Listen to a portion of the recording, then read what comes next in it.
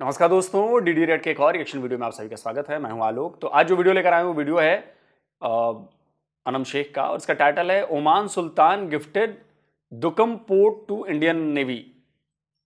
हाँ, ऐसे खबर तो आई थी कि पोर्ट पर हमें एक्सेस मिली है, पोर्ट दे नहीं दिया है, पोर्ट पर हमें एक्सेस मिली है और उस एक्सेस से बहुत भविष्य में और भी बहुत सारे काम किए जा सकते हैं। रिफ्यूलिंग है, मेंटेनेंस है, कोई प्रॉब्लम आ गई तो इसलिए वहाँ पर तो एक जगह हमारे लिए वहाँ पर मिल गई है। और ओमान जो कि मुस्लिम देश है और भारत के लिए उसने ऐसा कर दिया है, तो जाहिर सी बात है कि पाकिस्तानियों को मिर्ची लगनी है। तो चलिए देखते हैं कि कितनी मिर्ची लगी है और कितनी तेज मिर्ची लगी है पाकिस्तानियों को। Let's see. आपका नाम? तारिक हुसैन। करते क्या हैं? मैं गवर्नमेंट टीचर हूँ। कल साइड टीचर हमारे साथ मौजूद है, फिर तो बड़ा ही मजा आने वाला है वीडियो का।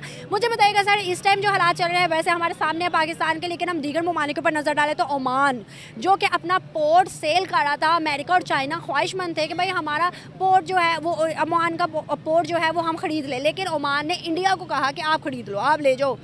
अब रेड सी जो है हमारा बिल्कुल उसके साथ पड़ता है। क्या समझते हैं कि सही हुआ, इंडिया को दे दिया उन्होंने पोर्ट? नहीं, ये वाला पोर्ट तो इंडिया को नहीं देना चाहिए। इससे हमारी जो तिजारत है, जो इकोनॉमी है, वो तो बड़ी इससे इफेक्ट होगी। पाकिस्तान से क्यों नहीं पूछा ओमान के सुल्तान ने?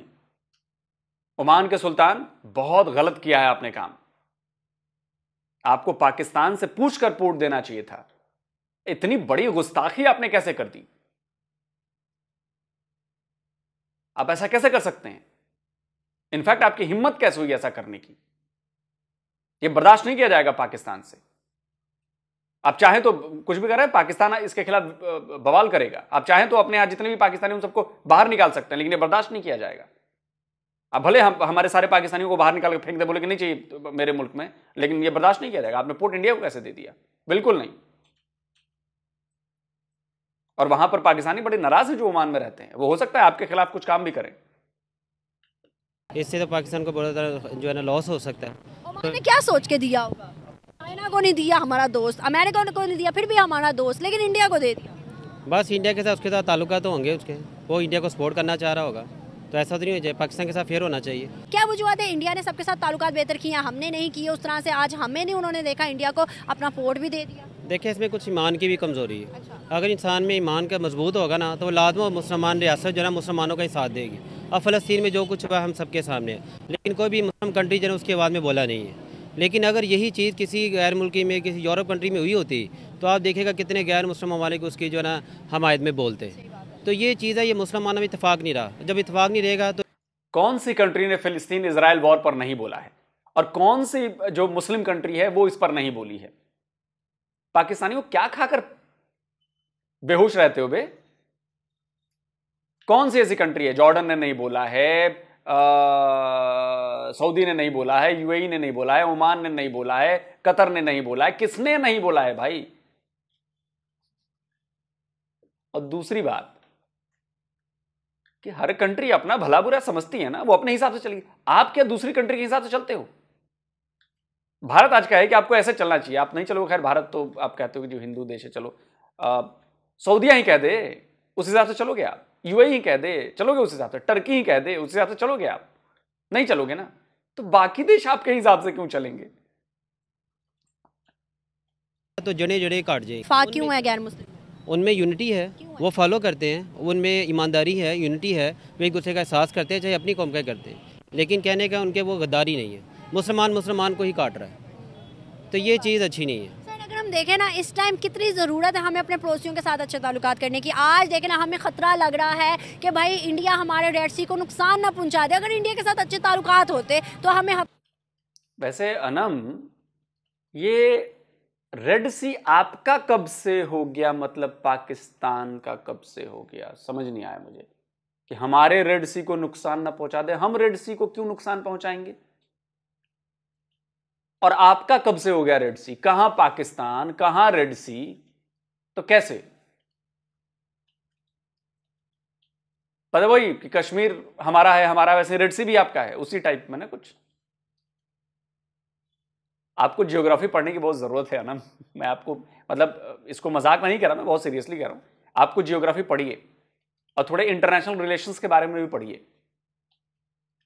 मैरीटाइम के बारे में भी पढ़िए। मतलब कैसे कि मतलब रेड सी हमारे रेड सी को नुकसान इंडिया पहुंचा, मतलब किस तरह का नुकसान? रेड सी में हमारी पहले भी एक्सेस थी, अभी भी एक्सेस है, इंटरनेशनल वाटर्स में सबकी एक्सेस है, पाकिस्तान की भी एक्सेस है।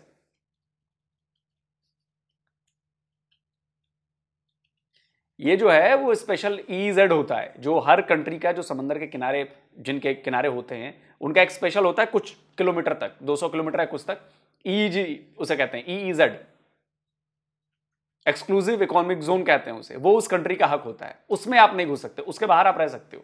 वो चाहे पाकिस्तान हो, इंडिया हो, कोई भी, उससे क्या फर्क पड़ता है? अमेरिका आ जाएगा तो कोई नहीं रोक सकता उसको, वहां पे इंटरनेशनल वाटर्स में अमेरिका भी आ जाएगा, कोई नहीं रोकेगा उसको। ये इंटरनेशनल रूल है, इसको इंटरनेशनल मैरीटाइम रूल कहते हैं। आप जाकर थोड़ा करो। हमारा रेड सी मतलब आपकी तरफ कैसे हमें खतरा होता, चाहे वो 10 पोर्ट हमारे डेड सी के आसपास से खरीद लेता, हमें खतरा होता? नहीं, फिर तो कोई खतरा नहीं होना चाहिए। हमें तो हम साहिब के साथ अच्छा सलूक करना चाहिए और उनको भी करना चाहिए, ठीक है। इस वजह से हम साहिब के ताल्लुकात अच्छे होंगे तो जो जिसमें हालात अगर ख़राब हो सकते हैं तो एक दूसरे का साथ देना चाहिए। क्या समझते हैं, हमें ताल्लुकात बेहतर कर लेने चाहिए? अब 76 साल गुजरे हैं, 2024 चल रहा है, डिजिटल मुल्क दुनिया कहा जा रहा है इसे। क्या आपको लगता है कि हमें ताल्लुकात बेहतर करने चाहिए इंडिया के साथ या नहीं? देखिए, ताल्लुकात तो एक अलग है, ताल्लुकात अगर बेहतर हो जाए तो बहुत ज़बरदस्त है, क्योंकि ताल्लुकात बेहतर नहीं होंगे ना तो ये आवाम और कुछ मीडिया भी इसको ऐसे उछालना शुरू कर देता है। तो इस वजह से ताल्लुकात बेहतर ही होने चाहिए। हमने कौन सा कोई जंग बंदी करनी है या जंग करनी है, लड़ाई करनी है? हमें जो इत्तेफाक से, अमन से रहना चाहिए। एक मुस्लिम रियासत जो है लड़ाई झगड़े के लिए तो नहीं बनाई गई ना। इसकी वजह से इंसान ये ना, जो हुक्मरानों जो भी आएगा, I don't know about this, लेकिन ये है कि वो पाकिस्तान के साथ फेयर हों। पाकिस्तान में ऐसा निज़ाम ना है कि लोग बाहर से वीज़े लगा के पाकिस्तान आए। हम पाकिस्तान होने पे फ़ख्र करें, हमारे पास ID कार्ड भी लिखा हो पाकिस्तान कंट्री, इट मीन्स के लोग फ़ख्र करें कि ये पाकिस्तानी लोग यहाँ जॉब ढूंढने हैं। हम ज़रा कोई डॉक्टर बन जाता वो बाहर चला जाता। अब क्या हुआ कि जो सारी जो लोकेलिटी है, ये सारी जो आपके पास बेहतरीन किस्म के इंसान है, नॉलेज वाले, वो सारे बाहर चले गए कि उनको यहाँ पर उनकी आउटपुट नहीं मिल रही। इट मीन्स यहाँ पर एजुकेशन का सिस्टम जो है वो भी इतना बेहतर नहीं है। अभी हम अपना पासपोर्ट बाहर जाके दिखाते तो हमें क्या कहा जाता है? वो कहते हैं ठीक है, देखते हैं, इसका वीज़ा भी लगाना मुश्किल हुआ है। UAE पाकिस्तान का वीज़ा बैन किया हुआ है, वो सिर्फ विजिट वीज़ा लगा रहे हैं, वो परमानेंट वीज़ा नहीं लगा रहे, ठीक है। इस वजह से इनका जो है ना, हमारी जो सही वाली हरकतें नहीं हैं। हम जो है ना वहाँ पे भी जाके ना काम नहीं सही करते। और दूसरी जानिब इंडिया के लिए उन्होंने अनलिमिटेड वीज़ा सऊदी ने भी कर दिया। सऊदी के मदीना शहर के अंदर उनके माइनॉरिटी मिनिस्टर भी गए थे साड़ी पहन के, उनको फ़र्क ही नहीं पड़ता। वो कहते हैं कि भाई हिंदुस्तान हो चाहे कोई भी मुल्क हो, हमने इकोनॉमी पे काम करना है। वो इन चीज़ों से बाहर आ गए हैं। अब देखें ना, जहाँ पर हमें कल तक 90s में इंपॉर्टेंस मिलती थी, आज इंडिया को मिलना लग गई है। इंडिया ने कुछ तो किया है ना जो उसको इंपॉर्टेंस मिल रही है, वरना शायद हमारा सिक्का चलता। देखिए, इंडिया जो है वो अपनी आवाम के लिए भी बड़ा कुछ करती है। मैंने इंडिया के बिल देखे, वहाँ पर 0 बिल आया, 0% बिल बिजली का मैंने लाइव देखा है। और उसके बाद उन्होंने अपनी आवाम को बहुत सहूलतें दी हुई है। जब आवाम को सहूलत देंगी तो कंट्री खुशहाल होगा। जैसी आवाम होगी ना वैसे हुक्मरान होगा, ठीक है। हम इंडिया के मोदी को इतना क्रिटिसाइज करते हैं, उन्होंने हिंदू मुस्लिम क्या भाई, उन्होंने 5वीं मोशियत भी तो बनाया ना। हमारे यहाँ भी हिंदू मुस्लिम कर लो, आप हिंदू मुस्लिम लड़वा लो, लेकिन पाकिस्तान का तो नाम बनवाओ ना दुनिया में। दुनिया रश्क करे कि पाकिस्तान ने अलहदगी ली तो आज मनवाया अपना सिक्का। ऐसे ही है जी, बिल्कुल। जो पाकिस्तानी जाते हैं बाहर के मुल्क में, वो भी अपना एक नाम बनाए। और इंडिया में जो पाकिस्तानी मुसलमान रह रहे हैं वो ईमानदारी से, हमें वहाँ भी नहीं यार। इंडिया में जो पाकिस्तानी मुसलमान रह रहे हैं, हाँ भाई, इंडिया के मुसलमान हो, पाकिस्तानी मुसलमान हो, ऐसा इन पाकिस्तानी चचा का कहना है, तो लानत भेजो इन पर फौरन। चचा जी, भारत के मुसलमान हो, पाकिस्तानी मुसलमान नहीं है जो भारत में रह रहे हैं। हाँ, एकाध होंगे, उनकी सोच ऐसी है, लेकिन कोई बात नहीं। पाकिस्तानी कौम जो है वो नंबर 1 कौम है, लेकिन पता नहीं क्या प्रॉब्लम है। जब हम ज़ाती मफाद को पाकिस्तान के मफाद के आगे तरजीह देंगे ना तो हमारा ये अनबैलेंस हो जाएगा। मैं कहता हूँ कि ये वोटिंग का सिस्टम जो है ये भी बायोमेट्रिक होना चाहिए। ओवरसीज़ पाकिस्तान को जना वोट देने का हक देना चाहिए। 50 अरब रुपीज़ जो है ये इस इलेक्शन के में जो खर्चा आया है, 50 अरब सर, एक बहुत बड़ी अमाउंट है। राउंड अबाउट अगर 50 अरब खर्च हुआ है तो भाई 50 अरब में तो बच्चों के मतलब एजुकेशन पे इतना काम हो सकता था कि हमारा बच्चा पढ़ सकता था। जी, एजुकेशन के साथ साथ और बड़े काम हो सकते, और जो हमारे जितने मनसूबे जो काम नहीं हो रहे उसके ऊपर काम होना चाहिए, फैसिलिटी देनी चाहिए। जब गरीब तबका उठेगा ना तो इलेक्शन नहीं करवाते, फिर उस पैसे का इस्तेमाल कहीं और करवा देते, इलेक्शन करवाते ही नहीं। फायदा तो है नहीं इलेक्शन कराने का, क्या फायदा हुआ इलेक्शन कराने का? जिसको आप चाहते हैं कि सरकार बनाए उसको बाहर कर रखा है, और जिससे आप नफरत करते हैं वो सरकार बनाने वाला है।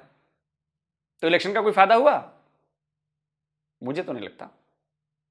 यहाँ पर पाकिस्तान में पता कौन सी सियासत है, अमीर अमीर तर होता जा रहा, गरीब गरीब तर होता, और अमीरों के ये जो कर्जे लेते हैं IMF से, ये सारे जो कर्जे हैं ये अपनी याशों के लिए लेते हैं, और उसका टैक्स डाल के तो पेट्रोल की जद में या बिजली के यूनिट महंगे करके या गैस के यूनिट महंगे करके 50-50 हज़ार बिल आया गैस का। अब वो वहाँ से जो सारे टैक्स होते हैं वो अपनी याशों के लिए वो कर्जे IMF की कैसे उतार दें? ये कैसे हुक्मरान है? ये जिस तरह कि आप जानते हैं कि ये इस्लामी ममालिक हैं, इस तरह इस्लामी ममालिक को जो है वो इनके ख़िलाफ़ जो है वो आवाज़ उठानी चाहिए। जिस तरह से फ़लस्तीन में जो है वो जुल्म किया जा रहा है, और जिस तरह से जो है वो पूरे इनके अंदर इंडिया जुल्म कर रहा है, इंडिया भी जुल्म कर रहा है, वो जो है वो क्या कहते हैं इसराइल वाले भी, ये सभी अमेरिका जो है वो मिल के जो है वो मुसलमानों पे जो है वो जुल्म कर रहे हैं। तो पूरे ममालिक मुसलमान को जो है वो इसके ख़िलाफ़ आवाज़ उठानी चाहिए। और इंडिया तो पहले ही चाहता था कि जो है वो इस तरह के हालात जो है वो पैदा किए जाए, वो पहले ही जो है वो अमेरिका की बैक करता है, ठीक है। तो इस तरह जो है वो हालात जो बताए जा रहे हैं कि इसी बस क्या सबूत है कि इंडिया करवा रहा है, अमेरिका करवा रहा है, इजराइल तो मानने में है, इजराइल के खिलाफ तो सारी कंपेन चल रही है, इंडिया और अमेरिका कहाँ से आ गया बीच? इंडिया और अमेरिका जो है वो ये तीनों जो है वो इंडिया भी मिला हुआ है इसके साथ। वो तो पहले से ही चाहता है कि जो है वो मुसलमानों पे जो इंडिया में जो जुल्म किए हैं, जो मस्जिदों में जो है वो मुसलमानों के ऊपर आए दिन जो है वो टेररिज्म अटैक जो है वो किए जा रहे हैं। तो इसी तरह जो है वो आप देख सकते हैं कि जिस तरह इंडिया में मुसलमानों के ख़िलाफ़ जो है वो चलाई जा रही है मुहिम, इसी तरह अमेरिका भी करता है, इसी तरह इसराइल भी करता है। तो इस वजह से जो है वो इसके साथ इंडिया भी इसमें इन्वॉल्व है। अगर इंडिया ने ये सब कुछ करवाया है तो पाकिस्तान से पहले वो मुल्क इंडिया है जिसने फ़लस्तीन का साथ दिया है, वो किस तरह अमदाद दे के दूसरे UN के अंदर अगेंस्ट इसराइल और हक में फ़लस्तीन के वोटिंग की है, तो किस तरह से फिर इंडिया करवा रहा है? इंडिया अगर इतना ही खिलाफ है तो वो क्यों कर रहा है इसराइल के मुखालफ और उसके साथ? ये सारी जो है वो दिखावे के लिए जो है वो कर रहे हैं, लेकिन बैक पे जो है वो अभी शो नहीं हो रहे। जो बैक पे जो है वो इसके कर रहे हैं वो इसराइल की, और जो है वो इसी की कर रहे हैं। अमेरिका भी इसके पीछे है, इसमें इसराइल भी इसके पीछे है, और हिंदू जो हैं वो भी जो है वो मुसलमानों के जिस तरह से ख़िलाफ़ है। इधर से आप अंदाज़ा लगा सकते हैं कि जिस तरह वो अपने जो है वो इंडिया में मुसलमानों के जुल्म और सितम कर रहे हैं, इसी तरह आप देख सकते हैं कि वो कैसे जो है वो उन पर वोटिंग कर सकते हैं कि जी हम मुसलमानों के हक़ में हैं। जब उन तू ही सबसे बड़ा समझदार है, तेरे को ही सारी सच्चाई पता है, तेरे को ही सब कुछ पता है, बाकी पूरी दुनिया झूठी है। इनफैक्ट फिलिस्तीन का PM भी झूठा है। अब सोचेगा तू कि मैंने ये बात क्यों कही, तो एक काम करता हूं, पहले फिलिस्तीन के PM की बात सुनवाता हूं, सुन। India has been helping us here beside humanitarian aid to Gaza. There are quite a number of initiatives that has been taken by Indian government, Prime Minister Modi and his government. It has to do with support for Palestinian economy, and it has support for some education, and support for a women empowerment, and support for medical and health sector. As I said, through the construction of a hospital, that's a $30 million project. India is important player in this. Usually, India is not a donor country, but for Palestine, India has actually contributed into this direction. सुन लिया तूने? तो अगर भारत करवा रहा होता, भारत का हाथ होता इसके पीछे, तो फिलिस्तीन के PM का दिमाग स्क्रू ढीला हो गया है कि वो भारत की तारीफ कर रहा है, भारत के PM नरेंद्र मोदी की तारीफ कर रहा है, भारत को शुक्रिया कह रहा है, बता रहा है कि देखो भारत हमारे यहां क्या क्या काम कर रहा है, हमें बड़ी मदद कर रहा है। भारत पगला गया है वो फिलिस्तीन का PM। अपने दिमाग का जाके इलाज कर, दिक्कत तेरे दिमाग में है, दुनिया को पता है, वरना फिलिस्तीन का PM तारीफ ना कर रहा होता हमारे PM की और हमारे देश की। समझा? टुच्चे पाकिस्तानी कि अपने घरों में मुसलमानों पर तशद्दुद हो रहा है, उनके ऊपर टेररिज्म अटैक हो रहे हैं मसाजिद में, तो वो किस तरह कह सकता है कि हम उनको वोटिंग कर रहे हैं? तो ये सारी जो है वो दिखावे की बातें हैं। दिखावे की बातें हैं। तो मुझे बताइएगा, चाइना के अंदर क्या मुसलमान सेफ हैं? चाइना के अंदर तो मुसलमान सेफ हैं। चाइना हमारा दोस्त है। चाइना हमारा दोस्त है, उनके साथ जो है वो ताल्लुकात भी अच्छे हैं, यानी कि वो हर तरह से माली जो है वो मदद भी करता है, हर तरह के मामलात में जो है वो कर रहा है, तो उधर जो है वो सेफ है। चाइना के अंदर जो है वो दाढ़ी नहीं रखने देते, चाइना के अंदर रोज़े नहीं रखने देते, एक महसूस जगह है वहाँ पर। उसके अलावा चाइना के अंदर मस्जिदें तोड़ के टॉयलेट बनाए जा रहे हैं। 2023-2022 की ये न्यूज़ थी। मुझे बताइएगा क्या ये जुल्म नहीं है? बिल्कुल जुल्म है। अगर ये हो रहा है तो इसके खिलाफ जो है वो आवाज़ उठानी चाहिए मुसलमानों को। लेकिन ये देखा, इंडिया के बारे में पता है, मैं चाइना के बारे में क्यों नहीं पता? चाइना के बारे में तो अभी जो है वो देखना चाहिए कि इस तरह जो है उसकी मजम्मत करनी चाहिए। अगर वहाँ पे मत क्यों करनी चाहिए, खिलाफ हैंड रेज करना चाहिए, वॉइस रेज करनी चाहिए कि भाई हम जब इंडिया के खिलाफ बोल सकते हैं तो अमेरिका या फिर चाइना के खिलाफ क्यों नहीं? बिल्कुल, कोई भी मुल्क है जहाँ पे मुसलमान बाहर के ममालिक में अगर वहाँ के उनके ऊपर इस तरह के जो है वो जुल्म और सितम हो रहे हैं तो उनके खिलाफ बिल्कुल जो है वो आवाज़ उठानी चाहिए, सख्त से सख्त जो है वो एक्शन लेना चाहिए, चाहे वो कोई भी मुल्क है। बहुत अच्छा लगा, थैंक यू सो मच। नहीं, मुझे नहीं लगता कि इस चीज़ से हमें कोई भी ख़तरा है, क्योंकि हम ऑलरेडी बाकी तमाम ममालिक से अपनी तजारत को जो है वो ख़त्म करके तो पाकिस्तान को पहले ही बहुत ज़्यादा नुकसान पहुँचा चुके हैं। हमें ज़रूरत है अपने तल्लुकात को बेहतर करने की, वो चाहे इंडिया हो या कोई भी ममालिक हो। हाँ, जंग्स जो हैं वो सारी दुनिया में चलती हैं, लेकिन इससे ये है कि आप अपनी तजारत को बंद नहीं कर देते जिसमें आपके मुल्क का फ़ायदा हो। हमें सबसे बेहतर ये है कि हमें ये सोचना है कि हमने अपने मुल्क के फ़ायदे के लिए क्या करना है। अगर तो वो हमारे बेनिफिट में है तो हमें उस चीज़ को लेना चाहिए, अगर तो उस चीज़ में नहीं है तो फिर हमें उस चीज़ पे कंट्रोल कर लेना चाहिए। मेरा नहीं कर सही, हमें दूसरों के साथ नेयर जितने भी हमारे पड़ोसी मुल्क हैं उनके साथ अच्छे ताल्लुकात बनाने चाहिए। आपका कहना ये है। अभी तक पाकिस्तान ने ऐसा इनिशिएटिव क्यों नहीं लिया? हिंदुस्तान की बात करें तो भाई हिंदुस्तान के सऊदी, दुबई समेत जितने भी मुस्लिम कंट्रीज़ हैं उनके साथ भी अच्छे ताल्लुकात हैं, गैर मुस्लिमों के तो उनके साथ हैं ही। क्या वजूहत है इंडिया कर सकता है, पाकिस्तान क्यों? बेसिकली पाकिस्तान में पॉलिटिकल सिचुएशंस आपकी जब तक स्टेबल नहीं होंगी आप किसी भी चीज़ को जो है वो ले नहीं सकते, वो आपके लिए बेनिफिट हो ही नहीं सकती, क्योंकि कोई भी मुल्क आपके साथ ट्रेड तब करता है जब आपकी पॉलिटिकल सिचुएशंस जो हैं स्टेबल होती हैं। हमारी पॉलिटिकल सिचुएशंस इस तरह से है कि कोई भी जो है पॉलिटिकल पार्टी वो 2, 2.5, 3 साल से ज़्यादा तो वो चलती ही नहीं है। ये है कि हमारे ताल्लुकात बाकी तमाम मुमालिकात के साथ जो हैं वो बेहतर होंगे, हम ट्रेड करेंगे तो हमारे लिए बेनिफिट्स हैं। हमारी टेक्सटाइल इंडस्ट्री अब किस ट्रेड पे जा रही है ये भी आप लोग बेहतर समझते हैं, क्योंकि चल रही थी बंद है। पाकिस्तान में बकाया ट्रेड्स जो हैं वो हम इंडिया से ट्रेड करते थे, हमें काफ़ी बेनिफिट होते थे, हर चीज़ के होते थे, लेकिन जब से हमने ट्रेड बंद किया तो हमारे बेनिफिट्स में हमें बाहर से चीज़ें महंगी लेनी पड़ रही हैं। अब इसी तरह इंडिया ने एक बेनिफिट लिया है रशिया से ऑयल का, वो हम भी ले सकते थे, लेकिन क्या है कि हमारे मुल्क में जब तक मुदाखलत ख़त्म नहीं होगी तब तक हमारा मुल्क नहीं चल सकता। हम इंडिया की बात करते हैं तो इस टाइम जितने भी दीगर मुस्लिम ममालिक हैं इंडिया के क्लोज वहाँ से वो मुकायदा हर चीज़ डिस्काउंट पे ले रहा है, चाहे वो रशिया भी हो तो चाहे वो ईरान हो, गैस ले रहा है, हर चीज़ ले रहा है, सऊदीया से तेल ले रहा है।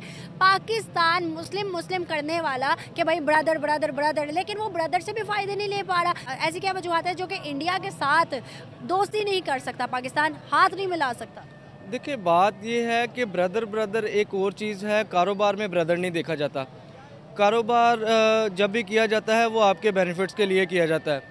हम कारोबार में इस चीज़ को लें कि हमारा भाई है तो हम पे तरस खा ले, तो फिर वो हम डायरेक्टली उसे कह देते हैं हम पे तरस खा लो, तो तरस कोई नहीं खाएगा।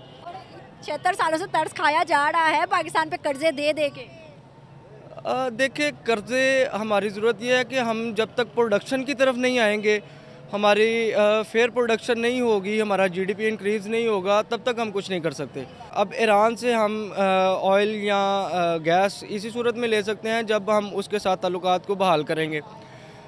जब तक हम इसको देखेंगे कि हमें फॉर एग्ज़ाम्पल मैं आपको डायरेक्टली कह देता हूँ कि जब तक हमें अमेरिका इजाज़त नहीं देगा तब तक हम सोचते रहेंगे कि नहीं यार हम तो ले नहीं सकते।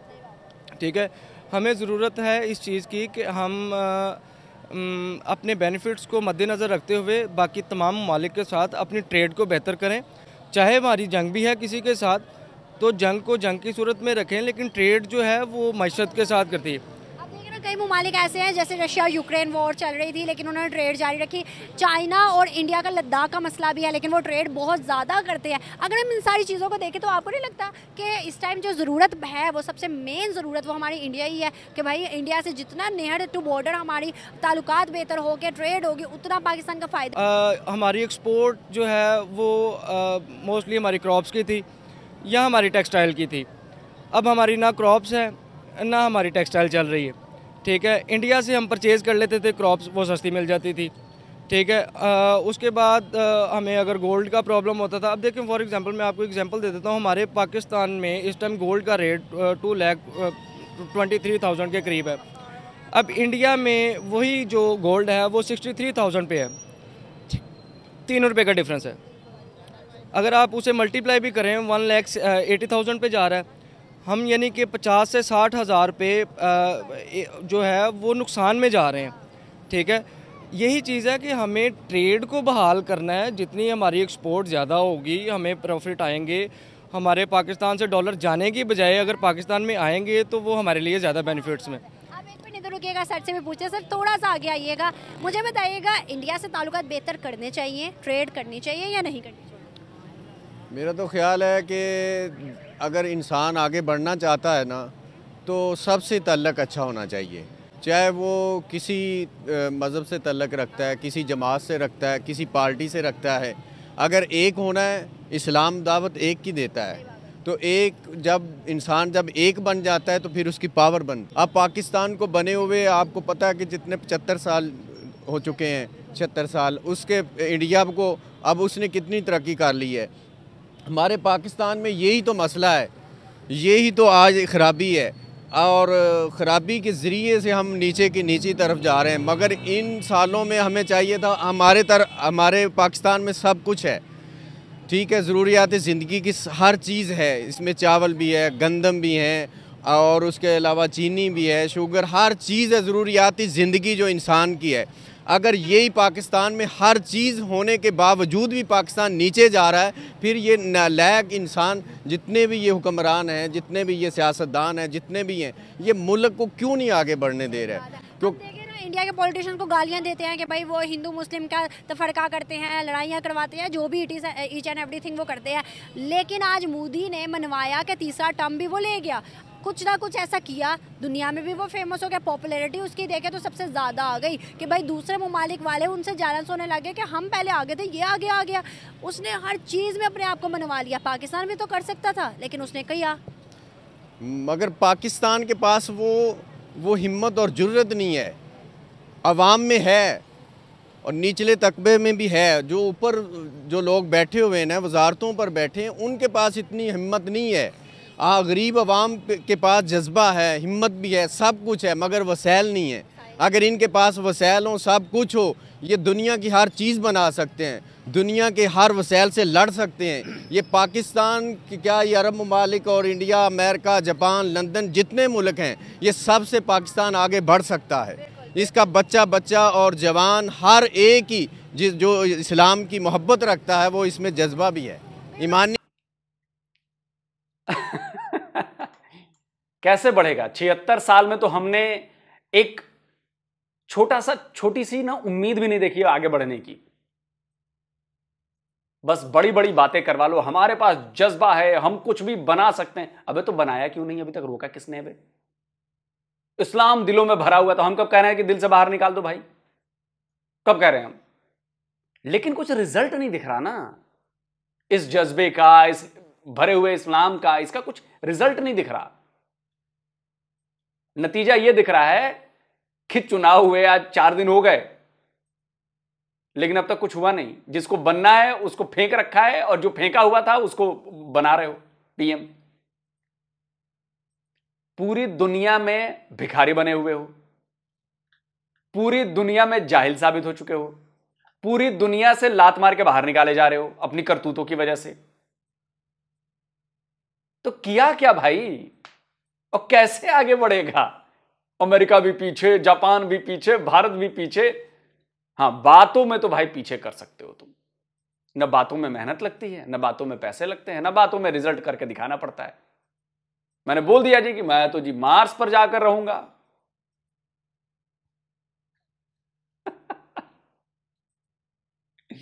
ऐसा सिर्फ पाकिस्तान में ही हो सकता है।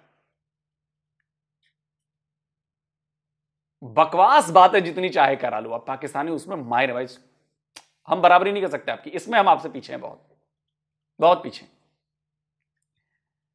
और टॉपिक कुछ और था। खैर देखिए, हर देश अपना फायदा, अपना नुकसान, अपने लोगों का फायदा, अपने लोगों का नुकसान, इसको प्रायोरिटी पर रखता है। भारत भी रखता है, ओमान भी रखता है, अब इजराइल का हाइफा पोर्ट भी हमारे पास है। तो यह जरूरी नहीं है कि आपकी भाईबंदी अच्छी हो तो सब चीज अच्छा हो जाता है, नहीं। आपकी भाईबंदी बहुत जरूरी है, बात सही है, लेकिन आपकी इमेज भी तो अच्छी हो। आज जब भारत और पाकिस्तान दोनों का नाम लिया जाएगा तो भारत पर लोगों का अलग रिएक्शन आएगा, पाकिस्तान पर अलग आएगा। पाकिस्तान को का नाम आते ही नाक भी सिकोड़ने लगते हैं लोग, डरने लगते हैं लोग। क्यों? क्योंकि आपकी इमेज आप लोगों ने ऐसी बनाई है। भारतीयों की इमेज क्यों नहीं बन पाई है? अब इसमें कहेंगे कि जी फलाने की साजिश है। अरे कोई साजिश नहीं यार, सब बेकार की बातें, सब आपका किया धरा है, आपकी करतूतें हैं, आपके कारनामे हैं। ये नेगेटिव में जाता है, क्योंकि जैसा करोगे वैसा ही सामने से आएगा। लेकिन नहीं, माननी नहीं है आपने बातें। अगर ओमान के सुल्तान ने गिफ्ट में दे दिया, या ओमान के साथ कोई डील हो गई भारत की पोर्ट को लेकर, तो उसमें आपको मिर्ची क्यों लग रही है? आपको क्यों ऐसा लग रहा है कि ओह ये तो इस पर हमारा हक था, ये हक हमसे छीन लिया भारत ने? काय बात का हक था आपका? और रेड सी जी तो हमारा था। कब था जी रेड सी आपका? इसलिए मैं कहता हूं नॉलेज बहुत जरूरी है, और आप लोग नॉलेज के मामले में बहुत ज्यादा पीछे हो। और नॉलेज नहीं होने की वजह से क्या होता है कि आपकी जो इंटेलिजेंस है वो बहुत लो लेवल की इंटेलिजेंस है, और आपको जो इश्यूज समझाए जाते हैं, जो मुद्दे समझाए जाते हैं, जिनकी बात की जाती है, आपको वो बात समझ में नहीं आती है कि बातचीत हो क्यों रही है। आप बस उस लेवल तक पहुंच ही नहीं पाते हो। ये प्रॉब्लम है आपके अंदर, और ये ज्यादातर पाकिस्तानियों की प्रॉब्लम है। और इसका सिर्फ एक ही उपाय है, पढ़ाई लिखाई से वास्ता नहीं है भाई अपने। और दूसरा कि रिलीजन का जो अफीम आप लोगों को पिलाया गया है, उसके नशे से आप लोगों को बाहर निकलना पड़ेगा, रियलिटी पे आना पड़ेगा। रिलीजन आपका इंडिविजुअल है, दुनिया अलग तरीके से चलती है, बिजनेस अलग तरीके से चलते हैं, रिलेशंस अलग तरीके से बनते हैं। रिलीजन की बेस पर रिलेशन नहीं बनते हैं। कि ओमान चूंकि मुसलमान देश है और पाकिस्तान चूंकि मुसलमान देश है, तो ओमान को पाकिस्तान की मदद करनी चाहिए या पाकिस्तान से ही बात करनी चाहिए? ओमान क्यों करेगा भला ऐसा भाई? ओमान को जहां पे अपने लोगों का फायदा दिखेगा, अपने देश का फायदा दिखेगा, वहां पर वो बात करेगा। सब आपकी तरह अफीम पीकर नहीं बैठा है ना रिलीजन का। वो रिलीजन को अपना पर्सनल चीज मानते हैं, बाकी चीजें अलग हैं। देश कैसे चलाना है, दुनिया कैसे चलानी है, एजुकेशन कैसी देनी है, रिलेशन कैसे रखने हैं, वो रिलीजन से हटकर है। और जिन लोगों ने ये बात समझ ली है वो तरक्की कर रहे हैं। आप चाहे टर्की को देख लीजिए, आप चाहे यूएई को देख लीजिए, आप ओमान को देख लीजिए, आप कतर को देख लीजिए।